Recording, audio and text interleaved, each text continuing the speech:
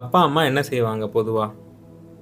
அந்த தீபத்த போய் தொடாம இருக்கிறதுக்காக அந்த குழந்தைய அரவணைச்சுப்பாங்க. போக விட மாட்டாங்க. சொல்லி முயற்சி பண்ணுவாங்க. போய் தொடக்கூடாது. அது தொட்டா வலிக்கும். வேண்டாம் அப்படின்னு சொல்லி முயற்சி பண்ணுவாங்க. அத தொட விடாம பார்த்துப்பாங்க.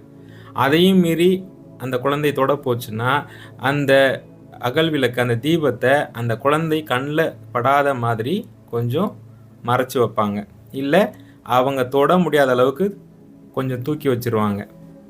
இதையும் மீறி ஒரு நாள் அந்த குழந்தை கீழ தெரியாம வச்சு, அந்த குழந்தை தொட போய், அப்பா, அம்மா கவனம் இல்லாம போய் அந்த குழந்தை அந்த தீபத்த தொட்டுடுச்சு. அப்ப என்ன நடக்கும்? அத தொட்ட உடனே கை வலிக்க ஆரம்பிச்சுரும். எரிச்சல் இருக்கும். அழ ஆரம்பிக்கும். உடனே அப்பா, அம்மா ஓடி வந்து அத அரவணைச்சுக்கிட்டு, ஒண்ணும் இல்லன்னு சொல்லி சரி பண்ணுவாங்க. கரெக்ட்டுங்களா? குழந்தையோட தன்மை என்னன்னா, அந்த நெருப்ப